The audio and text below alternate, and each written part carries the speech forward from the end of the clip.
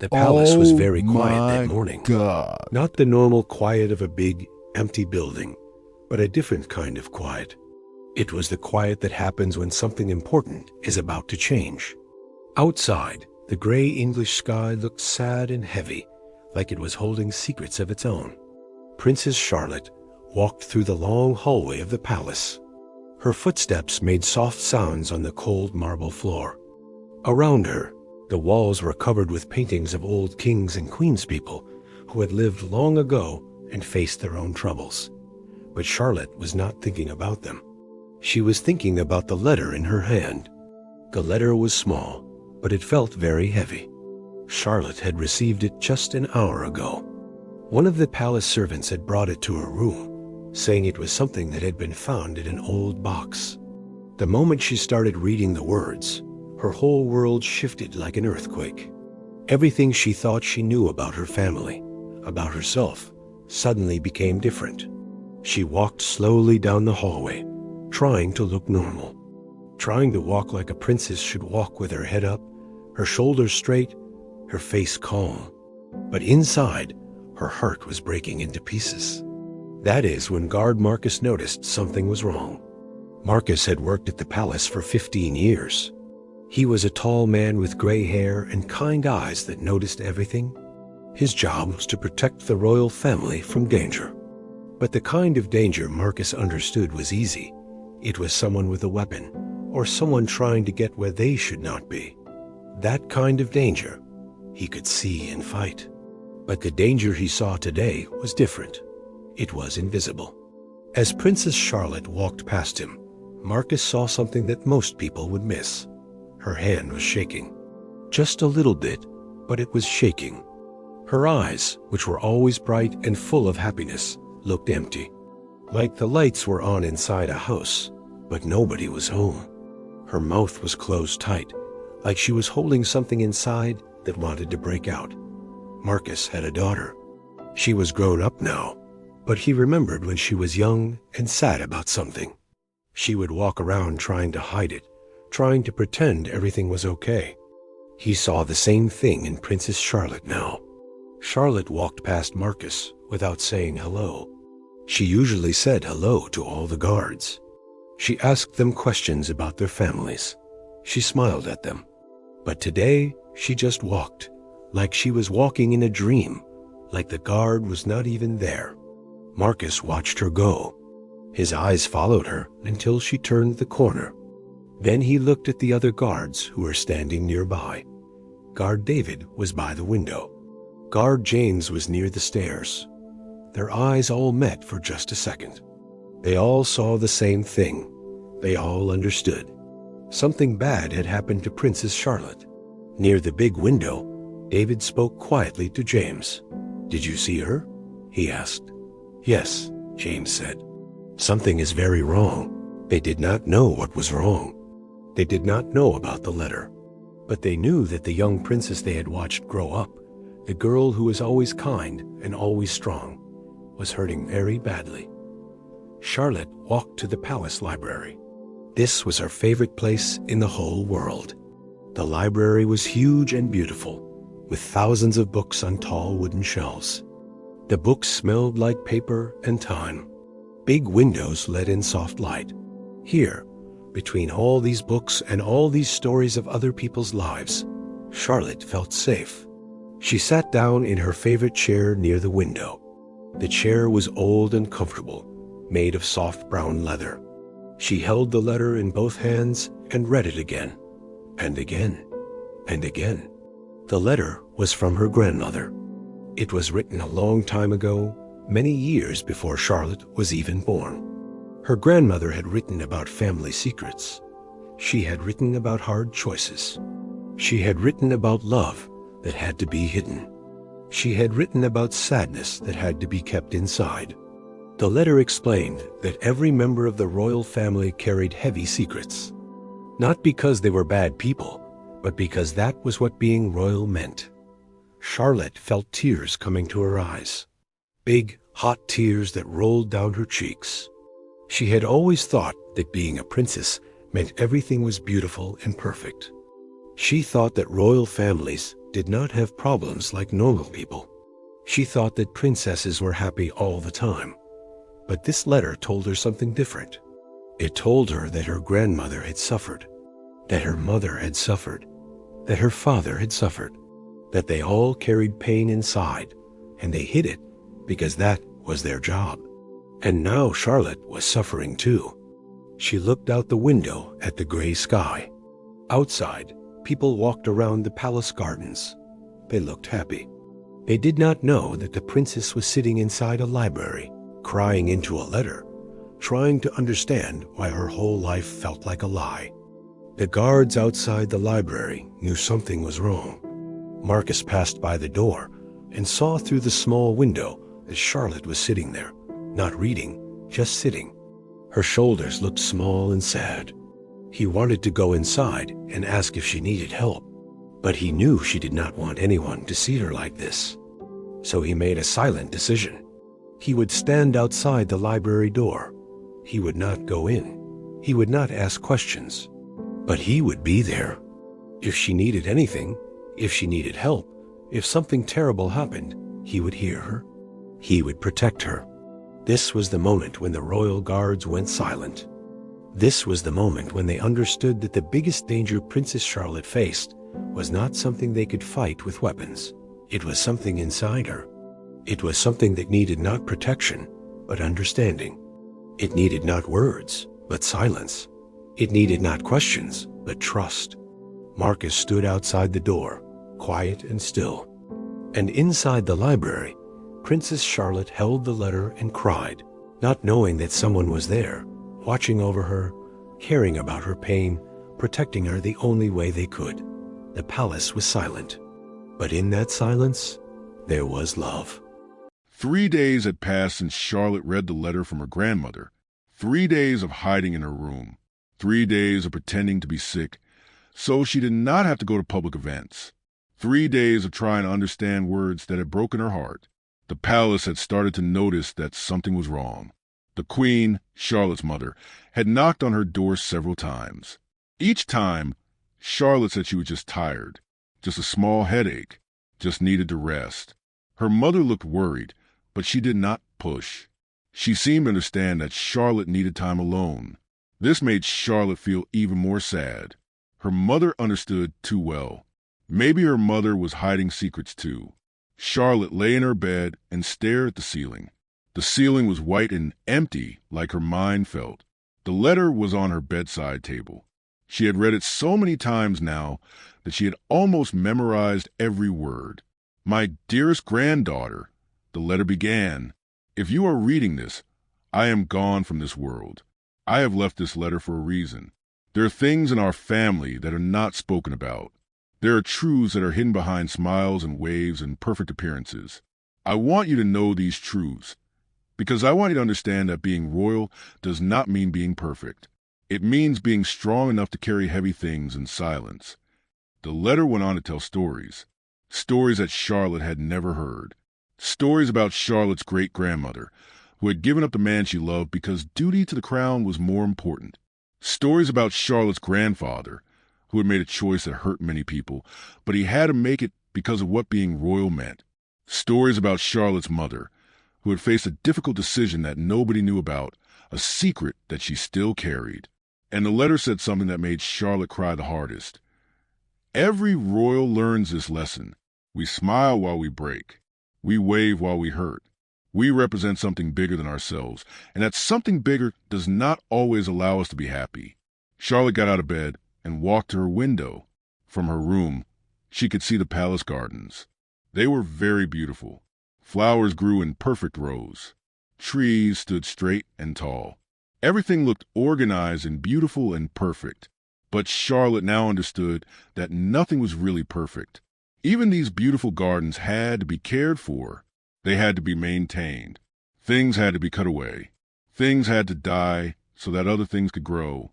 She thought about all the photographs of her family, the pictures that were in newspapers and magazines, pictures of the royal family at Christmas, all smiling together, pictures of them at formal events, looking happy and strong, pictures of them opening hospitals and schools and charities.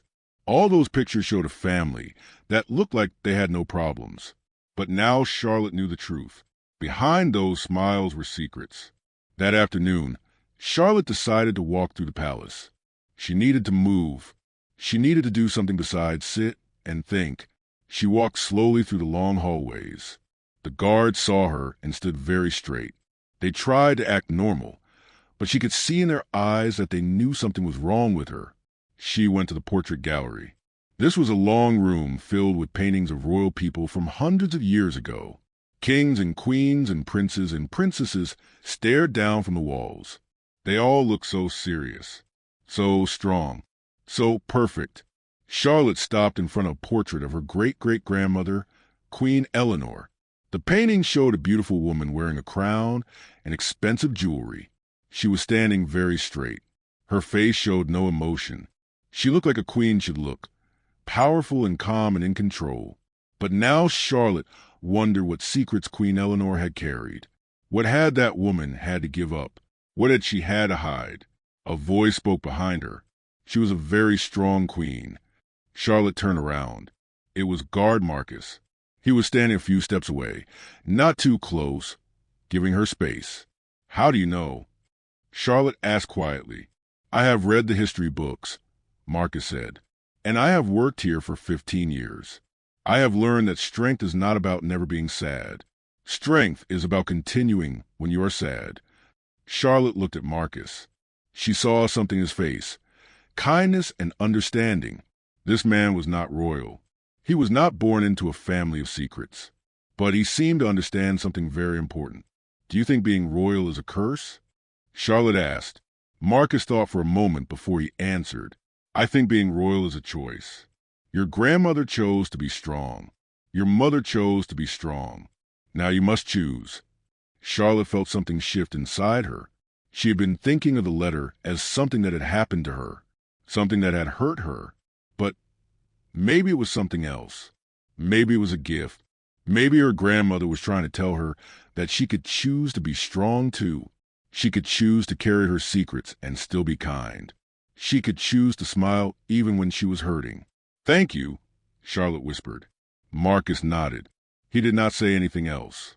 He just stood there, quietly, letting her know that he understood. Charlotte walked to the library again. She sat in her favorite chair and picked up the letter. This time, she did not cry. This time, she read the words differently. Her grandmother had not written a letter to make her sad. Her grandmother had written it to help her, to teach her, to prepare her for the weight that every royal person had to carry. At the end of the letter, there was one more sentence. Charlotte had almost missed it the first time. "My darling girl, the heaviest secrets become lighter when you understand that everyone around you carries secrets too. You are never alone in your pain." This is what the royal family truly is. People who understand suffering, people who understand silence, people who understand that love sometimes means hiding your tears. Charlotte closed her eyes. She understood now. She would go back to her public duties. She would smile and wave. She would represent her family and her country.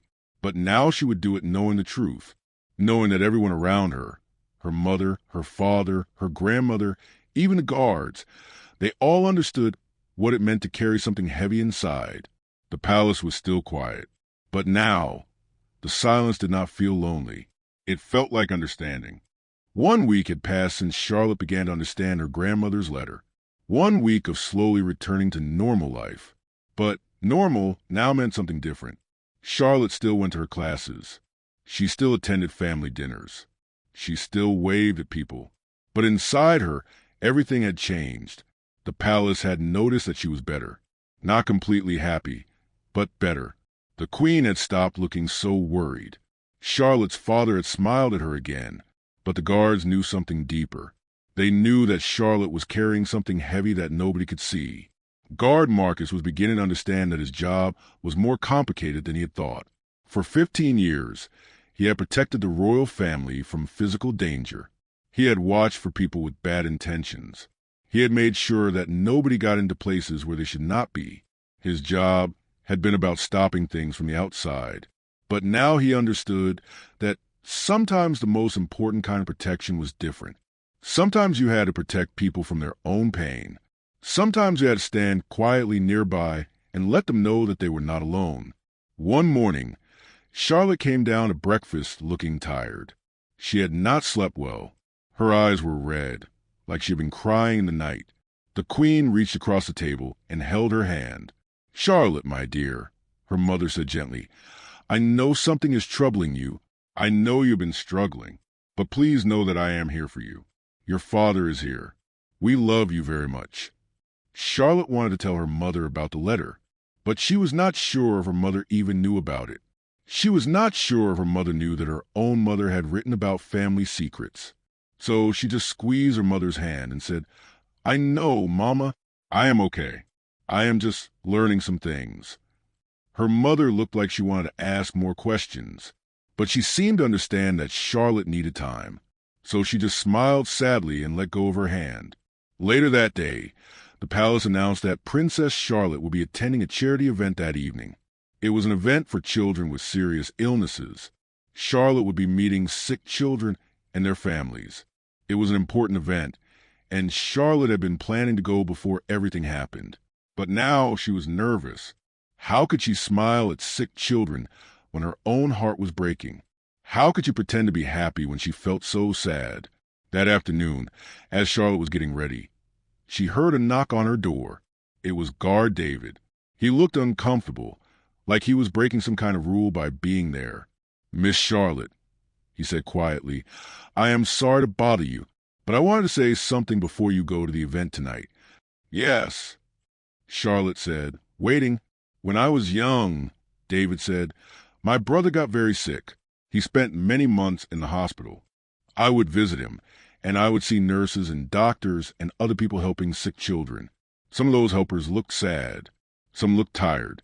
But the best helpers, the ones the children remembered, were the ones who were real with them, not pretending to be happy, but just being kind, being present." Charlotte listened carefully. "What I mean to say," David continued, "is that the children tonight do not need a princess who is always smiling. They need a person who cares. And I can see that you care very much.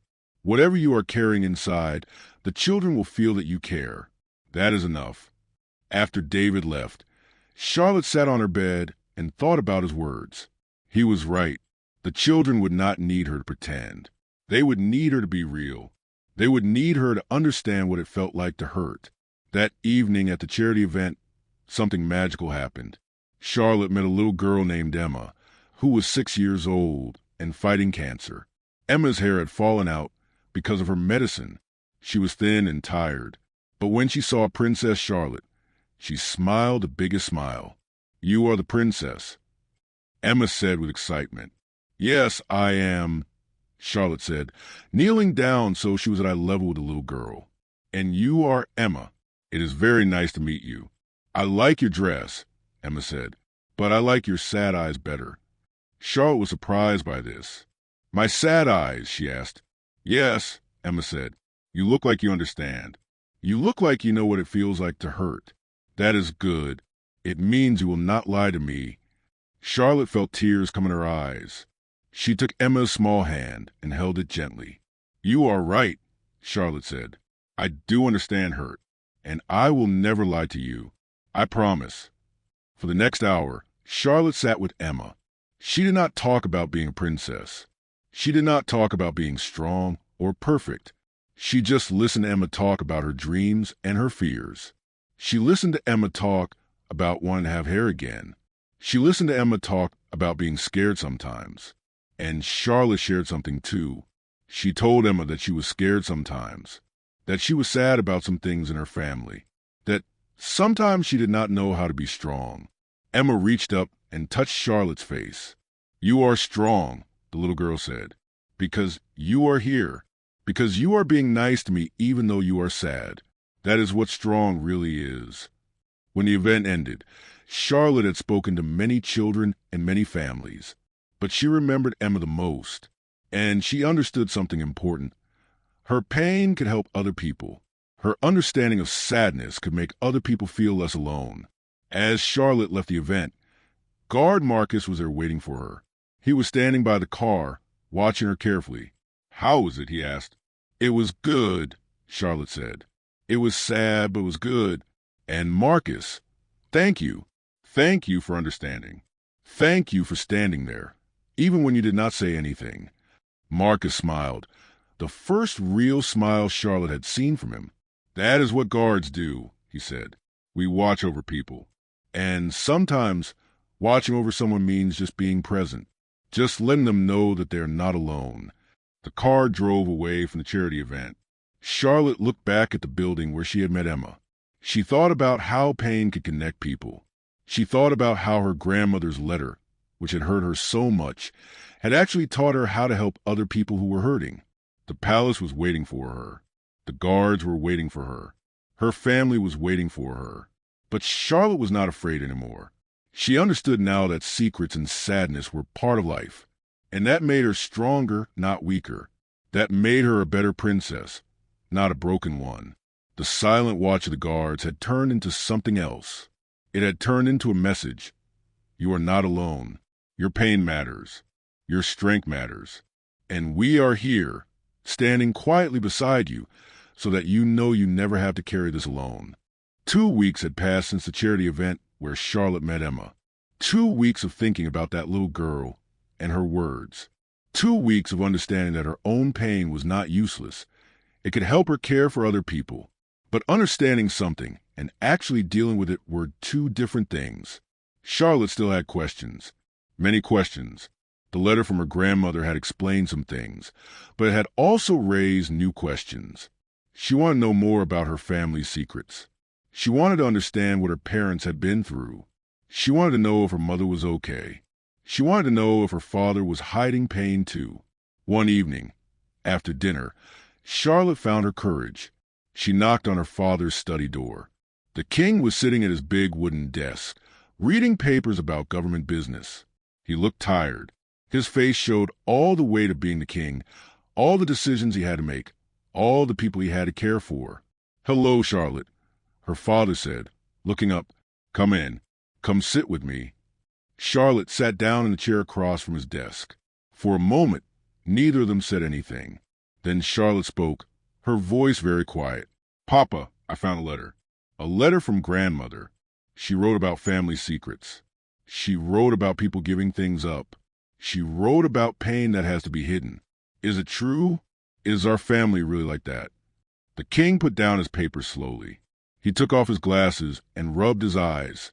He looked at his daughter for a long time before he answered. "Yes, Charlotte," he said finally. "It is true, but it is not what you might think it means." "What do you mean?" Charlotte asked. Her father stood up and walked to the window. He looked out at the palace gardens, the same gardens that Charlotte had looked at so many times while thinking about this. "Being royal," he said, "means that your life is not entirely your own. Your choices affect many people. Your decisions matter to a whole country.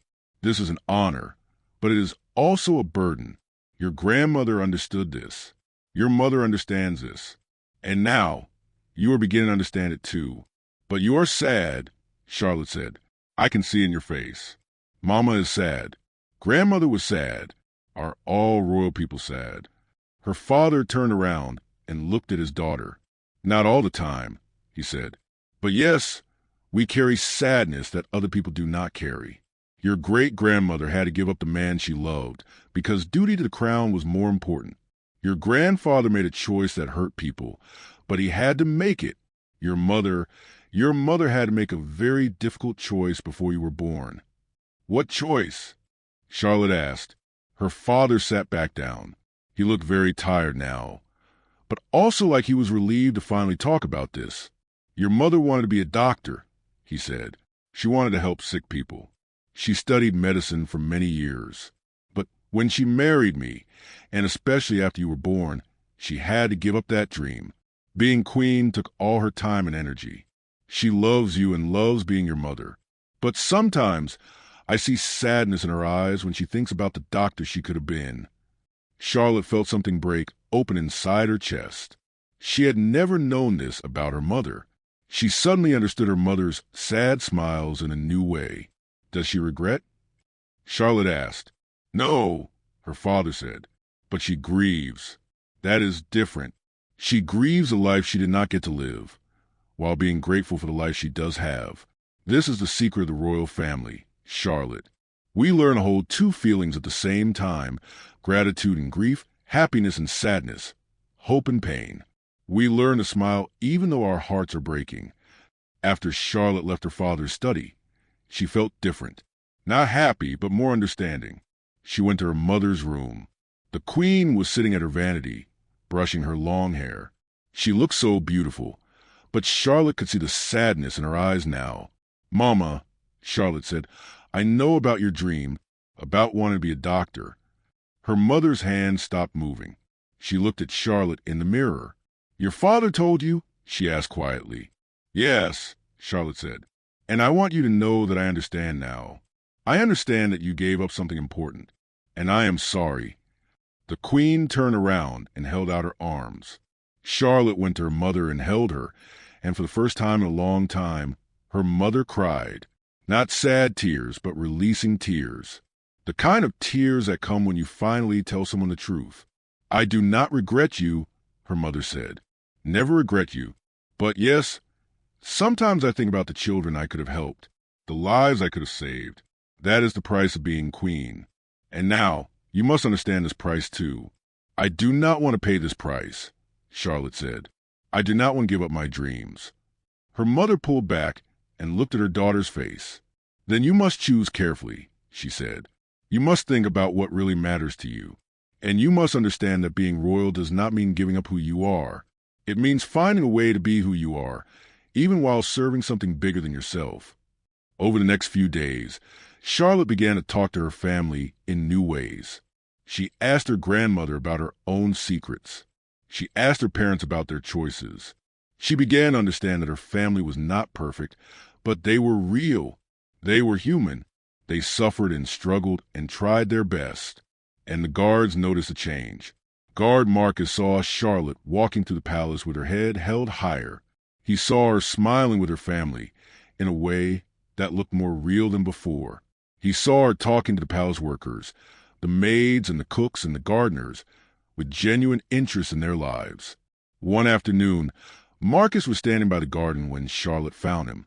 "Marcus," she said, "I want to thank you, you and the other guards. You went silent when I was hurting. You did not tell anyone what was wrong. You just stood there and let me know I was not alone. That meant more to me than you probably know." Marcus smiled. "That is what we do," he said. "We protect not just bodies, but hearts. And your heart needed protection. The kind of protection that comes from silence, from presence, from care." "I understand now," Charlotte said, "why grandmother wrote that letter. She was not trying to hurt me. She was trying to prepare me. She was trying to tell me that I could be strong and sad at the same time, that I could be royal and human at the same time, that I could carry heavy things and still smile, that I was not alone." As the sun set over the palace gardens, Charlotte felt something settle inside her. It was not happiness exactly. It was acceptance. It was understanding. It was peace with the idea that life would always be complicated. But that was okay. That was part of being human. That was part of being royal.